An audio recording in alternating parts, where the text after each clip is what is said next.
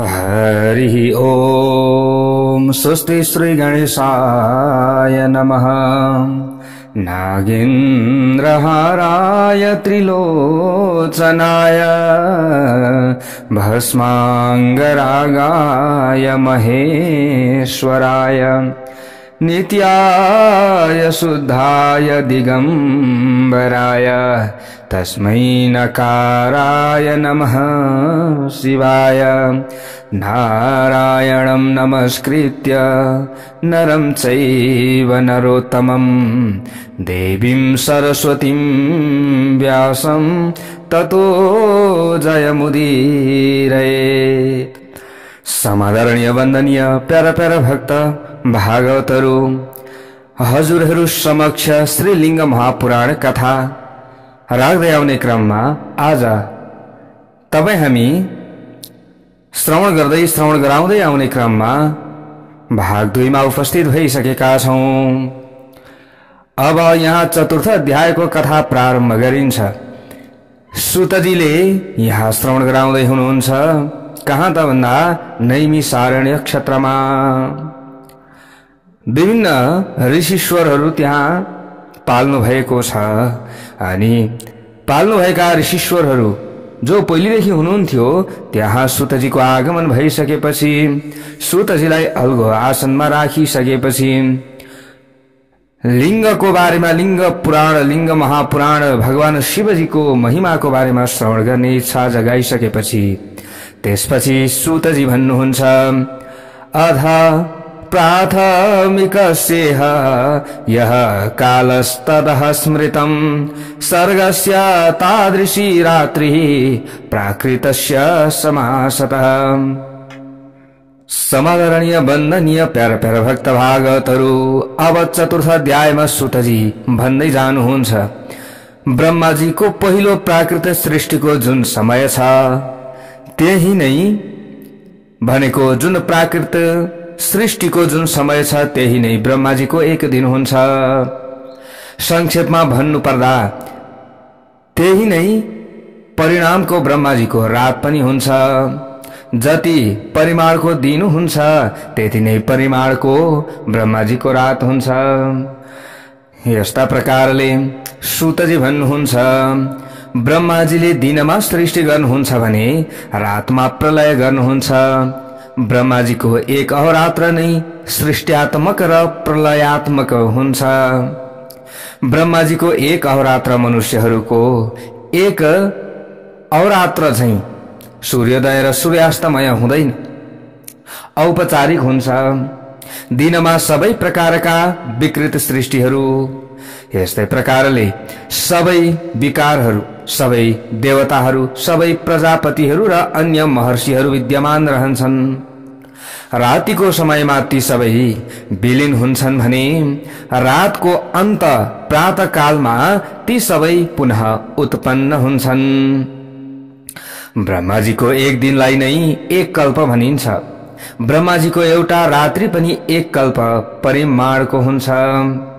1000 चतुर्युग भनेको सत्य, त्रेता, द्वापर र कलिको अवधिमा 14वटा मनु उत्पन्न हुन्छन्।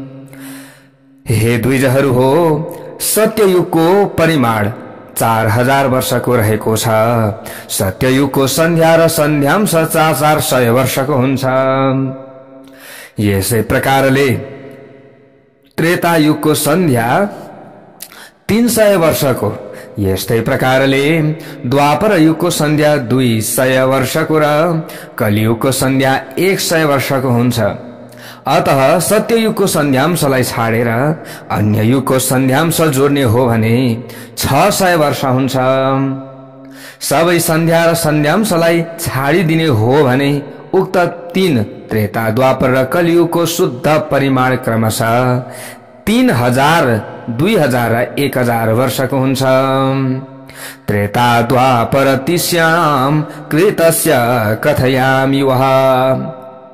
हे राम्रो व्रत भएका विप्रहरू हो, म अब हजुरहरूलाई त्रेतायुग, द्वापरयुग र कलियुगको साथै सत्ययुगको पनि मान बताउँदछु। एउटा स्वस्थ मनुष्यले 15 पटक आँखा झिम्क्याउँदा जति समय लाग्छ त्यसलाई 1 काष्ठा भनिन्छ। 30 काष्ठा बराबरको समयलाई 1 कला भनिन्छ। 30 कला बराबर 1 मुहूर्त हुन्छ। 15 मुहूर्तको 1 रात हुन्छ र 15 मुहूर्तकै 1 दिन पनि हुन्छ। मनुष्यहरूको 1 महिना बराबरको पितृहरूको एउटा अहोरात्र हुन्छ। भनेको मनुष्यको 1 महिना जो छ त्यो त पितृहरूका लागि 1 दिन मात्र हो, 24 घण्टा। दिन र रातको विभाजन यसरी गरिएको छ। मनुष्यहरूको कृष्ण पक्ष पितृहरूको दिन र मनुष्यहरूको शुक्ल पक्ष पितृहरूको स्वप्न सम्बन्धी रात हुन्छ। मनुष्यहरूको 30 महिना पितृहरूको 1 महिना बराबर हुन्छ। मनुष्यहरूका परिमाणले 360 महिना बराबरको समय पितृहरूको 1 संवत्सर वर्ष हुन्छ। मानवीय मान अनुसार संध्या एवं संध्यांश रहित 100 वर्ष नै पितृहरूको 3 वर्ष हुन्छ। जसरी मनुष्य लौकिक मान अनुसार 12 महिनाको 1 वर्ष हुन्छ त्यसरी नै पितृ मानको 12 महिनाको 1 पितृवर्ष हुन्छ। त यस्ता प्रकारले लिंग पुराणमा यस प्रकारले दिव्य अहोरात्र, दिव्य रात, दिव्य दिन र दिव्य वर्षको निरूपण अनि विभाजन गरिएको छ। अब अगाडि गएर सुतजी भन्नुहुन्छ अहस तत्रो दगयनम रात्रि स्या दक्षिणायनम। सूर्यको उत्तरतर्फको संक्रमण अर्थात उत्तरायण, सूर्य मकर राशिदेखि मिथुन राशिसम्म भएको स्थितिलाई के भनिन्छ भन्दा उत्तरायण भनिन्छ। उत्तरायण नै देवताहरूको दिन र सूर्यको दक्षिण तर्फको संक्रमण अर्थात दक्षिणायन, सूर्य कर्कट राशिदेखि धनु राशिसम्म भएको स्थितिलाई के भनिन्छ दक्षिणायन भनिन्छ। त अब देवताहरूको दक्षिणायन के हो? रात्रि हो भने उत्तरायण दिन हो। विशेषतः उक्त अहोरात्रलाई दिव्य अहोरात्र भनिन्छ। मनुष्य मान अनुसारको 30 वर्ष एउटा दिव्य महिना हुन्छ। हे विप्रहरू हो, मनुष्यहरूको 100 वर्ष, देवताहरूको 3 वर्ष 10 दिन हुन्छ। यसैलाई दिव्य विधि भनिन्छ। मनुष्य मान अनुसार 360 वर्षको, देवताहरूको 1 वर्ष हुन्छ भनेर भनिएको छ। त्रीणि वर्ष सहस्राणि मानुषाणि प्रमाणतः। मनुष्य वर्षको प्रमाण अनुसार 3030 वर्ष बराबरको सप्तऋषिहरूको 1 वर्ष हुन जान्छ। मनुष्यहरूको 9090 वर्ष बराबरको एउटा ध्रुव वर्ष यानी कि ध्रुव वर्ष हुन्छ। मनुष्यहरूको 36000 वर्ष, देवताहरूको दिव्य 100 वर्ष हुन्छ। यस्ता प्रकारले यसलाई नै दिव्य विधि भनिन्छ। समयको गणनामा निपुण विद्वानहरूले मनुष्यहरूको 3,60,000 वर्षलाई देवताहरूको 1000 वर्ष बराबर मानेका छन्। देवताहरूको काल प्रमाणलाई आधार मानेर युग संख्याको कल्पना गरिएको हो। हे सुव्रत ऋषिहरू हो, पहिले सत्ययुग, त्यसपछि त्रेतायुग, त्यसपछि द्वापर युग र अन्त्यमा कलियुग गरी 4वटा युगहरू बताइएका छन्। अब मनुष्य प्रमाण अनुसार उक्त युगहरूको वर्ष प्रमाण बताइन्छ भनेर सुतजी भन्नुहुन्छ। हे श्रेष्ठ विप्रहरू हो, पहिलो सत्ययुगको कालमान देवताहरूको वर्ष प्रमाण अनुसार बताइसकिएको छ। सत्ययुग मानवीय वर्ष प्रमाणका आधारमा 14,40,000 वर्ष हुन्छ। यति प्रमाणको हुन्छ। त्रेतायुगको काल प्रमाण 10,80,000 हुन्छ। यहाँ यसरी बताइएको छ। द्वापर युगको कालमान 7,20,000 हुन्छ। यति वर्षको हुन्छ भने कलियुगको कालमान 3,60,000। वर्ष हुन्छ। यस प्रकार सन्ध्या र सन्ध्याम्शलाई छाडेर चारै युगको काल प्रमाण 36 लाख वर्ष मानिएको छ। चारै युगको सन्ध्याम्शको प्रमाण 3,60,000 वर्ष हुन्छ। 71 सत्य त्रेतादि चतुर्युग भन्दा केही बढी समयको एउटा मनमन्तर हुन्छ। मनमन्तरको संख्या अगाडि दिएको वर्ष प्रमाणका आधारमा निर्धारण गरिएको छ। यसरी सुतजी बताउनुहुन्छ। अगाडि भन्नुहुन्छ, 30 कोट्यस्तु वर्षाणाम मानुषेण द्विजोत्तमः। हे उत्तम द्विज हो, एउटा मनमन्तरको समय मनुष्य वर्षले 3,67,32,000 वर्षको हुन्छ भनेर प्रस्तुत लिङ्ग पुराणमा बताइएको छ। अब अधिकम बिना मनमन्तरको अवधि यसभन्दा अधिक हुन सक्दैन भनेर बताइएको छ। सुतजी भन्नुहुन्छ, हे उत्तम द्विजहरू हो, चतुर्युगको पनि वर्ष संख्या वर्ष प्रमाण बताइएको छ। 1000 चतुर्युगको समयलाई एउटा कल्प भनिन्छ। ब्रह्माजीले आफ्नो दिनको आरम्भमा प्रजाहरूको सृष्टि गर्नुहुन्छ।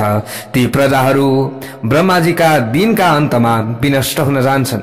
यसरी सृष्टि गरिएका देवताहरूको संख्या 28 करोड छ। यो संख्या मनमन्तरमा 392 करोड पुग्छ यसरी बताइएको छ। सुतजी भन्नुहुन्छ, हे ब्राह्मणहरू हो, कल्प समाप्त हुँदा यो संख्या 78,000 हुन्छ। संक्षेपमा भन्नुपर्दा सबै कल्पमा यही स्थिति देखिन्छ। जय बोलौं श्री लिङ्ग महापुराणको जय जय होस्। प्रलय काल उपस्थित भएपछि कल्पको अन्तमा त्यहाँ भएका देवताहरूलाई छाडेर महरलोकमा निवास गर्ने मानिसहरू जनलोकतिर जान्छन्।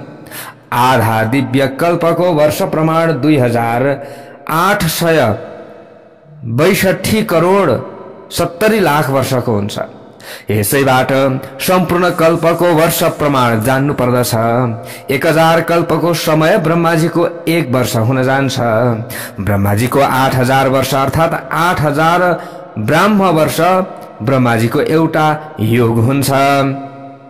यस्तै प्रकारले सबै देवताका उत्पत्तिका कारण भनेको सर्जक ब्रह्माजीको 1000 युग विष्णुको 1 दिन बराबरको हुन्छ। विष्णुको 9000 दिनको समय कालात्मा ब्रह्म रूप रुद्र भगवानको 1 दिन मानिन्छ यसरी बताइएको छ। भवद भव तप भव्य रम्भ क्रतु ऋतु वह्नि अव्यवाह सावित्र शुद्ध उसिक कुशिक गान्धार ऋषभ सर्ज। अनि यस्तै प्रकारले मज्जालीय मध्यम वैराज निषाद मुख्य मेघवाहन पञ्चम चित्रका आकुति ज्ञान मन सुदर्श ब्रह्म श्वेत लोहित रक्त पितवासा असित एवं सर्वरूपक यी 33 अव्यक्त जन्म ब्रह्माजीका कल्प मानिएका छन्। यस्तै प्रकारले सुतजी भन्नुहुन्छ, हे ऋषीश्वर हो, हे मुनीश्वर हो, यस प्रकार ब्रह्माजीका दिन र रातमा हजारौं करोड कल्प बितिसके र बाँकी रहेका कल्पहरू पनि यसरी दिन र रातका रूपमा बित्नेछन्। महाप्रलयको समयमा सम्पूर्ण सृष्टिको लय हुन्छ भने अर्थात कार्यहरू आफ्ना कारणमा लीन हुन्छन्। अन्तमा शिवजीको आज्ञाले प्रलयको कारणको पनि प्रलय हुन्छ।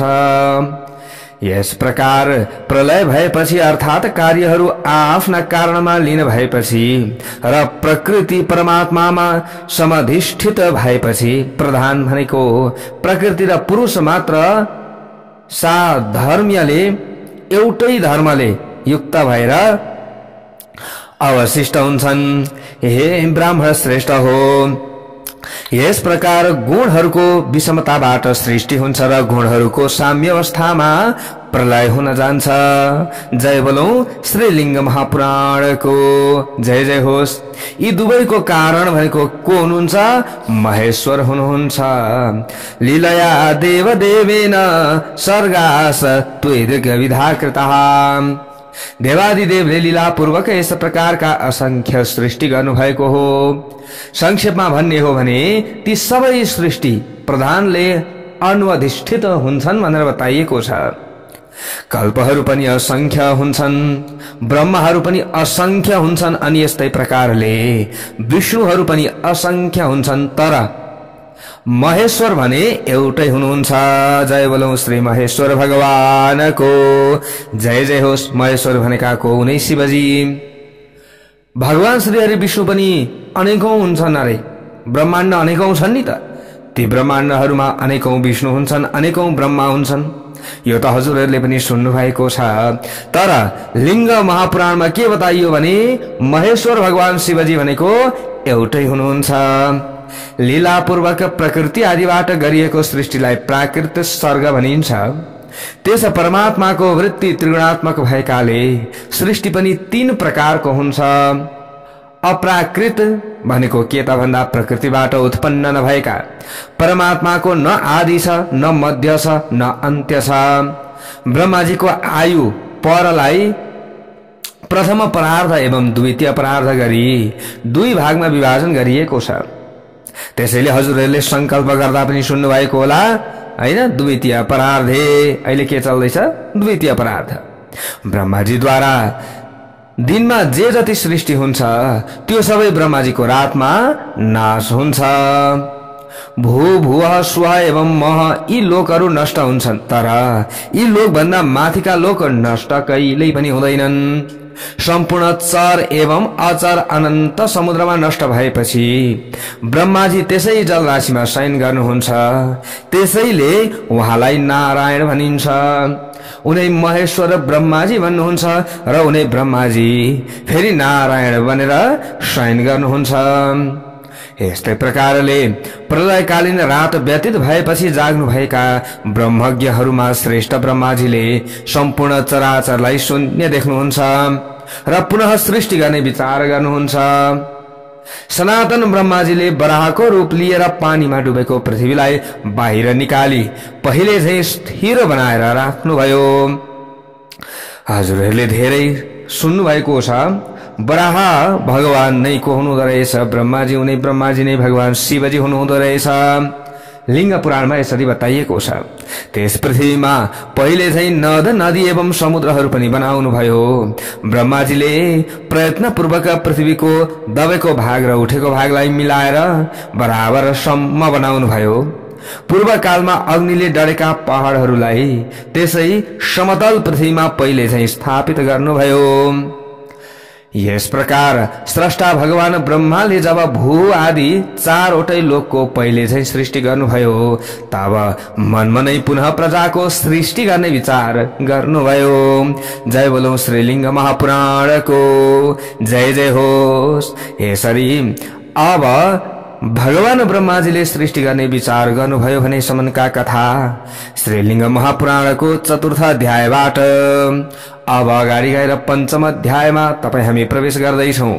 सुतजी भन्नुहुन्छ यदा स्रष्टुम मतिम चक्रे मोहसासिन महात्मनः द्विजा बुद्धिपूर्वं तु ब्रह्मणो व्यक्त जन्मनः। हे ब्राह्मणहरू हो, जब ब्रह्माजीले अबुद्धिपूर्वक अर्थात राम्ररी सोच विचार नगरी सृष्टि प्रक्रिया आरम्भ गर्न थाल्नुभयो तब अव्यक्त प्रकृतिबाट जन्मिनु भएका महात्मा ब्रह्माजीलाई मोहले व्याप्त गर्न लाग्यो। त्यसपछि स्वयंभू ब्रह्माजीबाट तम यानी कि अज्ञान, मोह, महामोह भनेको के? भोगको इच्छा, तामिश्र भनेको के? क्रोध। यस्तै प्रकारले अन्धतामिश्र भनेको अभिनिवेश नाम भएका 5 प्रकारका पञ्चपर्वा अविद्याहरू उत्पन्न भए। त्यसैले क्रोध भनेको के हो? नरकको द्वार हो, यसरी बताइएको छ। क्रोध भनेको के हो? तामिश्र नरक हो, अन्धतामिश्र नरक हो। त्यसैले हामीमा क्रोध भनेको नरक हावी हुन दिनु हुँदैन। ब्रह्माजीको यो मुख्य पहिलो सर्ग सृष्टि अविद्याद्वारा ग्रस्त थियो भनिएको छ। त्यसैले यस सृष्टिलाई गौण सृष्टि पनि मानिन्छ। प्रजापति ब्रह्माले यस पहिलो सृष्टिलाई सृष्टि विस्तारको साधक मान्नु भएन अनि वृक्षादि रूप वृक्ष, गुल्म, लता, विरुद्ध एवं तृण रूप 5 प्रकारको मुख्य सर्गको सृष्टि गर्नुभयो। त्यसपछि ध्यानपूर्वक मनन गरिरहेका ब्रह्माजीको कण्ठ चिन्तन त्रिगुणात्मक सत्व रज र तमो गुणले युक्त भयो। अगाडि गएर सुतजी भन्नुहुन्छ, प्रथमं तस्य वै जज्ञे तिर्यक् स्रोतो महात्मनः ऊर्ध्व स्रोतः परस्तस्य सात्विकः स इति स्मृतः। महात्मा ब्रह्माजीले पहिले तिर्यक स्रोत भएका पशु आदिको सृष्टि गर्नुभयो। त्यसपछि ऊर्ध्व स्रोत भएका देवताहरूको पनि सृष्टि गर्नुभयो भने जुन सृष्टिलाई सात्विक सृष्टि भनिन्छ। त्यसपछि अर्वाक स्रोत भएका मनुष्यहरूको सृष्टि गर्नुभयो। पुनः सत्व एवं तमोगुण प्रधान भएको अनुग्रहको सृष्टि गर्नुभयो। अनि भूतादिको सृष्टि गर्नुभयो। ब्रह्माजीद्वारा रचित पहिलो सृष्टि महत तत्वादिको हो यसरी बताइएको छ। त्यसै प्रकारले दोस्रो सृष्टि भौतिक सृष्टि हो जुन भूत तन्मात्रात्मक हुन्छ। तेस्रो इन्द्रिय सर्ग हो। बुद्धिपूर्वक उत्पन्न गरिएका यी 3 सर्गलाई प्राकृत सर्ग भनिन्छ। चौथो वृक्षादिको सृष्टि हो। तिर्यक योनि भएका पशु पक्षीहरूको सृष्टि 5औं सृष्टि हो। 6औं ऊर्ध्व स्रोत भएका देवताहरूको सृष्टि हो। 7औं अर्वाक स्रोत भएका मनुष्यहरूको सृष्टि हो। 8औं सृष्टिलाई अनुग्रह सर्ग भनिन्छ। 9औं सर्गलाई कुमार सर्ग भनिन्छ। हे विप्रहरू हो भनेर सुतजी भन्दै हुनुहुन्छ। प्राकृत तथा विकृत गरी यी 9 प्रकारका सृष्टि रहेका छन्। प्रारम्भमा 3 प्राकृत सर्ग हुन् भने बाँकी 5 विकृत सर्ग हुन्। 9 कुमार सर्ग प्राकृत तथा विकृत दुवै प्रकारको सर्ग हो। त्यसपछि भगवान ब्रह्माजीले सनक, सनन्दन र सनातन नाम भएका मुनिहरूको सृष्टि गर्नुभयो। यी श्रेष्ठ मुनिहरू निष्काम कर्मयोगको माध्यमले परम पदमा प्राप्त हुँदा भए। त्यसपछि ब्रह्माजीले आफ्नो योग बलद्वारा मरीचि, भृगु, अंगिरा, पुलस्त्य, पुलह, क्रतु, दक्ष, अत्रि तथा वशिष्ठ ऋषिलाई उत्पन्न गराउनुभयो। हे उत्तम ब्राह्मण वृन्द हो, हे उत्तम ब्राह्मण वृन्द, सुतजी भन्नुहुन्छ, ब्रह्माजीका यी 9 मानस पुत्रहरू ब्रह्मज्ञानी थिए। यी ब्रह्मवादी ऋषिहरू ब्रह्माजी समान नै मानिन्छन्। यसै क्रममा ब्रह्माजीबाट संकल्प, धर्म एवं धर्मसित समान अधिकरण भएका अधर्म पनि उत्पन्न भए। यसरी अव्यक्त जन्ममा ब्रह्माजीका 12 प्रकारका सृष्टि भए भनेर बताइएको छ। सनातन ब्रह्माजीले पहिले ऋभु र सनत कुमारलाई उत्पन्न गराउनु भयो भने यस्तै प्रकारले अग्र जन्मा यी दुवै दिव्य कुमार नैष्ठिक ब्रह्मचारी ब्रह्मवादी सर्वज्ञ सर्वत्र व्याप्त भएर हरेका यानी कि रहेका र ब्रह्म जस्ता तेजस्वी थिए यसरी बताएको छ। अब यस्तै प्रकारले यहाँ बताइन्छ। सुतजी भन्नुहुन्छ, हे मुनि श्रेष्ठहरू हो, अब म अग्रज जो अग्रजन्मा ब्राह्मण मुनिहरूका पत्नीहरूका कुल र तिनका सन्तानहरूका बारेमा संक्षेपमा बताउँछु। भगवान ब्रह्माले स्वयम्भुव मनु र रानी शतरूपाको सृष्टि गर्नुभयो भने यस्तै प्रकारले अयोनिजा एवं पुण्यशालिनी शतरूपाले स्वयम्भुव मनुबाट 2 छोरा र 2 छोरी जन्माइन्। 2 छोराहरूमा बुद्धिमान प्रियव्रत जेठा छोरा थिए भने उत्तानपाद कान्छा छोरा थिए। श्रेष्ठ गुणले युक्त भएकी आकुति जेठी छोरी थिइन् भने प्रसूति कान्छी छोरी थिइन्। रुचि नामका प्रजापतिले आकुतिलाई र दक्ष प्रजापतिले जगतधात्री योगमयी प्रसूतिलाई पत्नीका रूपमा ग्रहण गर्दछन्। त्यसपछि यस्तै प्रकारले आकुतिले दक्षिणा सहितका यज्ञ नामका छोरालाई जन्माउँछिन् भने दक्षिणाले दिव्य गुणले युक्त भएका 12वटा कन्या जन्माउँछिन्। प्रसूतिले दक्ष प्रजापतिबाट श्रद्धा, लक्ष्मी, धृति, पुष्टि, तुष्टि, मेधा यस्तै प्रकारले क्रिया बुद्धि लज्जा वपु शान्ति सिद्धि कीर्ति ख्याति शान्ति सम्भूति स्मृति प्रीति क्षमा सन्नति अनसुया ऊर्जा देवताहरूको लागि अरणी रूपा स्वाहा र स्वधा नाम भएका तपोमयी 24 वटा यस्तै प्रकारले कन्याहरू जन्माउँछिन्। ठूलो भाग्यले युक्त भएका ती कन्याहरू दक्षद्वारा अगाडि बताइए अनुसार क्रमशः महात्माहरूलाई पत्नीका रूपमा समर्पण गरिन्छ। श्रद्धादेखि कीर्तिसम्मका अत्यन्त दुर्लभ र सुन्दर कन्याहरूले प्रजापति धर्मलाई पतिका रूपमा प्राप्त गर्दछन् भने यस्तै प्रकारले बुद्धिमान भृगुले ख्यातिलाई, भार्गव शुक्राचार्यले अरणी शान्तिलाई, मरीचिले सम्भूतिलाई, मुनि अंगिराले स्मृतिलाई पत्नीका रूपमा ग्रहण गर्दछन्। पुण्यात्मा पुलस्त्यले प्रीतिलाई, मुनि पुलहले क्षमालाई अनि यस्तै प्रकारले बुद्धि सम्पन्न क्रतुले सन्नतिलाई, अत्रिले अनसुयालाई, श्रेष्ठ वशिष्ठले कमल जस्ता आँखा भएकी ऊर्जालाई, भगवान अग्निले स्वाहा देवीलाई र पितृले स्वधा देवीलाई पत्नीका रूपमा स्वीकार गर्दछन्। अब यहाँबाट हामीले के बुझ्नु पर्यो भने यी ऋषिहरूसँग जसको विवाह भएको छ यी देवीहरूको वर्णन श्रीमद् भागवत महापुराणमा पनि आउँछ। त्यहाँ अर्को नाम आउँछ, यहाँ अलिकति अर्कै नाम छ, कतिको कतिको एउटै छ। किन यस्तो भयो भन्दा यहाँनिर एउटै व्यक्तिको 2-4 वटा नाम पनि हुन सक्दछन् हैन। हाम्रो पनि त बोलाउने नाम घरमा अर्कै हुन सक्दछ, नागरिकतामा अर्कै हुन सक्दछ, चिना कुण्डलीमा अर्कै हुन सक्दछ। यस्तै प्रकारले यहाँ यस्ता प्रकारको यो ठाउँको नाम हो भनेर नबताए तापनि यो नाम पनि हो है भनेर यहाँनिर प्रश्न पार्न खोजिएको हो। दक्ष प्रजापतिद्वारा छोरीका रूपमा स्वीकार गरिनु भएकी सम्पूर्ण संसारलाई धारण गर्नुहुने शिव सम्भवा शिवजीको अंगबाट उत्पन्न मानसी कन्या सतीले भगवान रुद्रलाई पतिको रूपमा प्राप्त गर्नुहुन्छ।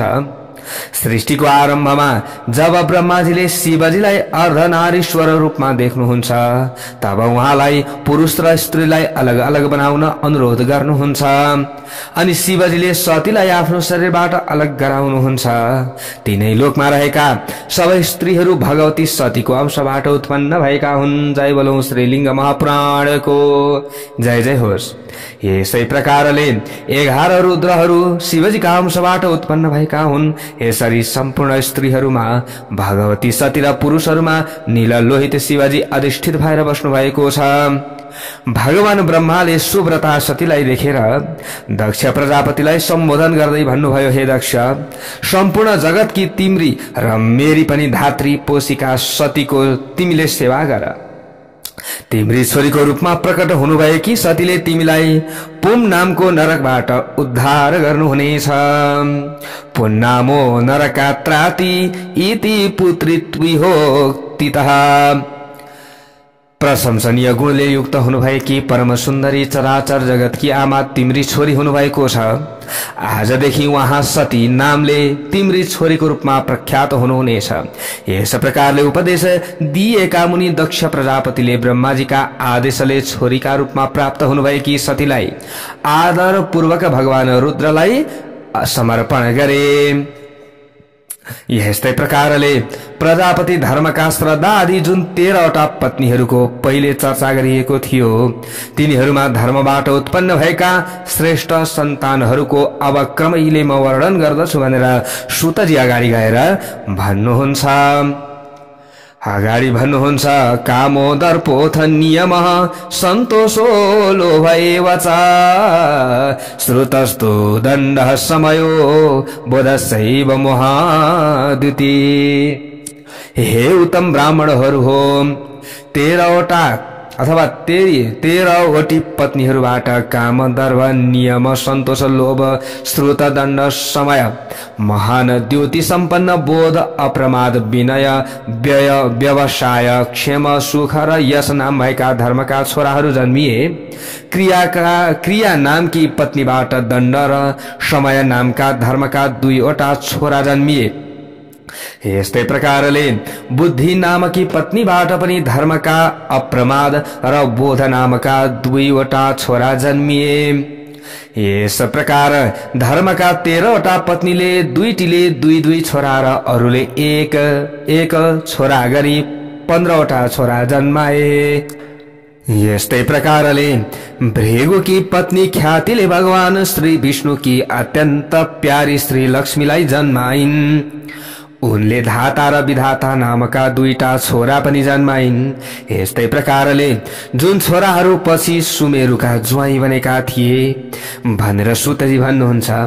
मरीचिकी प्रवृत्ति नामकी पत्नीले पूर्णमास एवं मारीच नामका दुई छोरा र तुष्टि अनि दृष्टि, कृषि एवं अपचिति नाम भएका चारवटा छोरी जन्माइन्।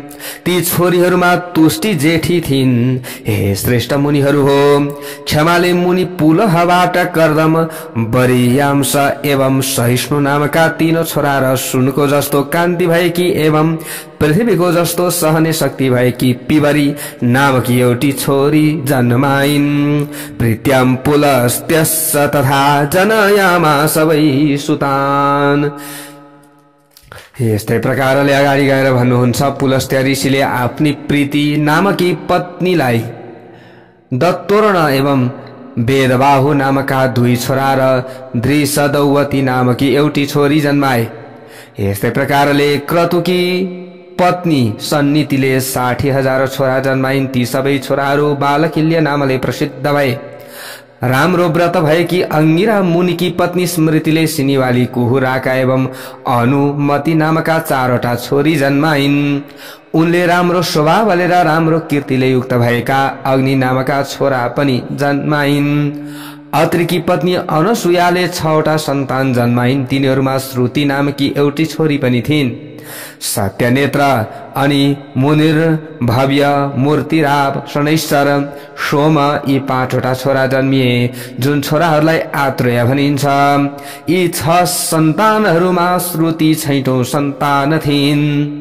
राम्रा आँखा भएकी र आफ्ना छोराहरूलाई माया गर्ने वशिष्ठकी पत्नी ऊर्जाले कमल जस्ता राम्रा आँखा भएका 7वटा छोरा जन्माइन्।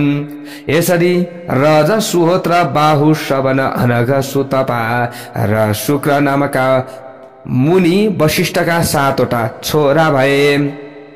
जो अत्यन्त अभिमानी रुद्रात्मा ब्रह्माजीका छोरा एवं सम्पूर्ण जगतका प्राण भगवान अग्निदेव हुनुहुन्छ।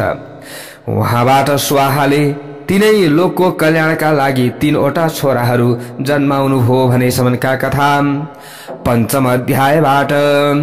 अब 6 अध्यायमा हामी प्रवेश गर्दैछौं। सूतजी अगाडि गएर भन्नुहुन्छ, पवमान पावकस शुचिरग्नि सते स्मृतः निर्मथ्य पवमानस्तु वैद्युतः पावक स्मृतः। अग्निका पवमान, पावक र सूची नामका 3वटा छोराहरू बताइएका छन्।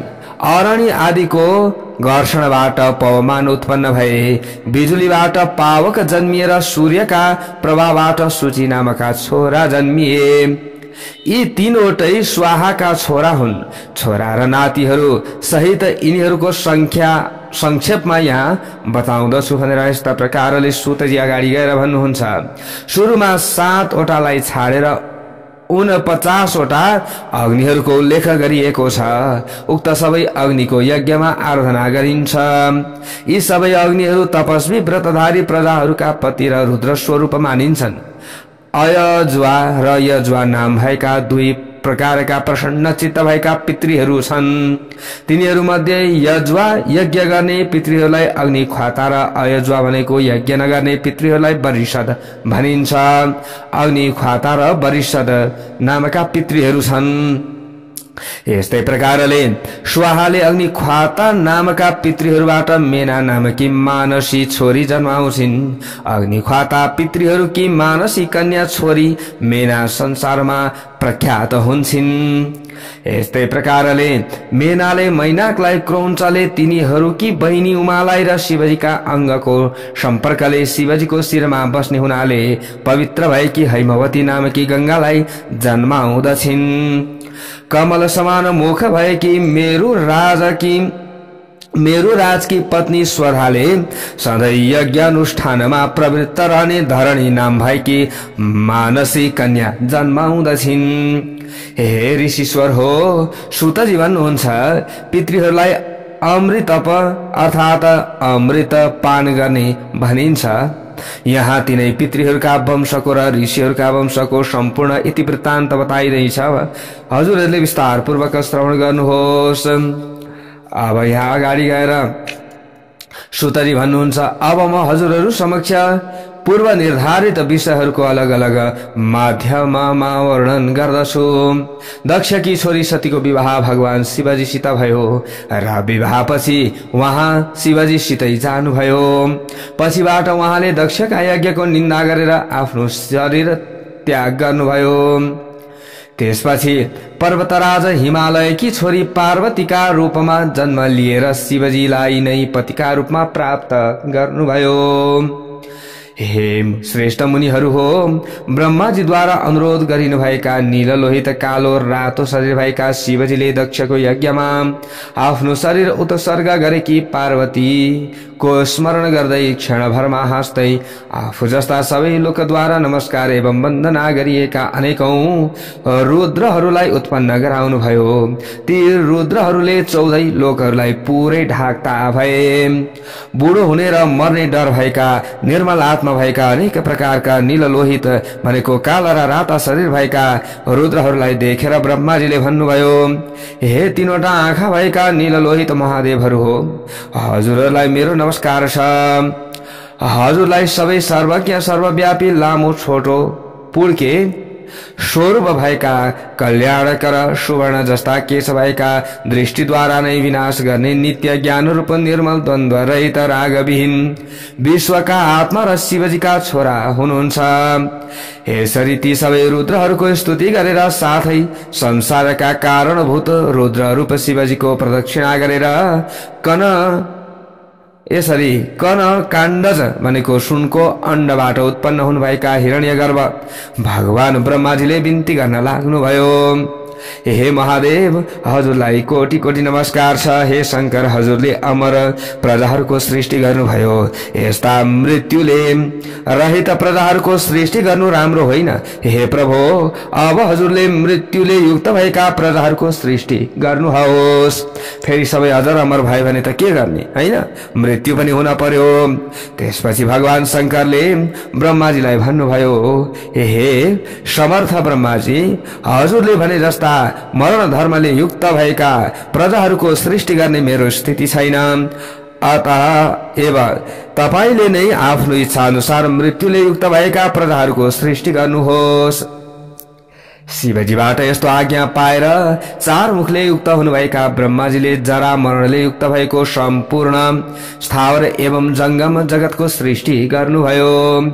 भगवान शंकर पनि जरा मरणको भयबाट रहित भएको रुद्रात्मक सृष्टिबाट निवृत्त भएर स्वस्वरूपमा अधिष्ठित हुनुभयो।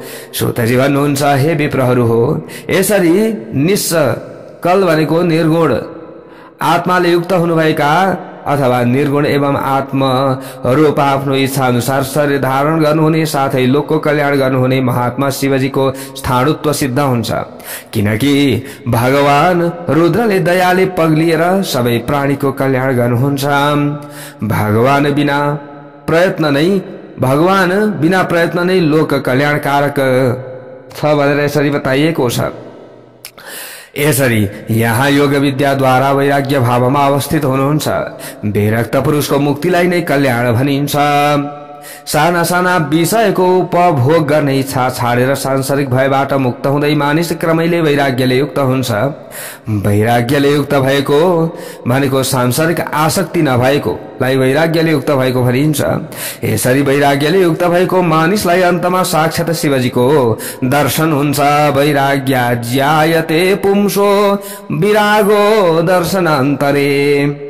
यस्तै प्रकारले अगाडि गएर भन्नुहुन्छ, संसारबाट निवृत्त गराउने आत्मा र अनात्माको विवेचनबाट उत्पन्न विशेष ज्ञान बिना नै गरिएको विषय त्याग अस्थायी वा क्षणिक हुन्छ। अतएव यस्तो त्यागलाई विमुख्य अप्रशंसनीय वा गौण भनिन्छ। एकैसाथ सत वा असत वस्तुको ज्ञान रूप एवं विषयात विषय त्याग रूप दुईटा कार्य परमेष्ठी शिवजीको कृपाबाट मात्र सम्भव छ, अरूबाट सम्भव छैन। यस संसारमा धर्म, ज्ञान, वैराग्य र ऐश्वर्य शंकरको कृपाबाट मात्र प्राप्त हुन्छन्। उहाँले लोकको कल्याण गर्नुहुन्छ। हातमा पिनाक धनु धारण गर्नुभएको छ भने यस्ता प्रकारले उहाँ नीललोहित हुनुहुन्छ। पिनाकी नीललोहित अर्थात उहाँको घाँटी कालो वा शरीर रातो वर्णको छ। जसले शिवजीको आश्रय लिन्छन् अर्थात जो शिवजीमा शरणागत हुन्छन् तिनीहरू मुक्त हुन्छन्। यसरी बताइएको छ, मुच्यते न संशयः ये शंकराश्रितः सर्वे मुच्यन्ते तेन संशयः। शिवजीको शरणमा गएपछि पापीहरू पनि भयंकर नरकमा जानु पर्दैन। न गच्छत्येव नरकम पापिष्ठा अपि दारुणम। शिवजीको आश्रय लिएपछि प्राणीहरूले उहाँको शाश्वत पद प्राप्त गर्दछन्।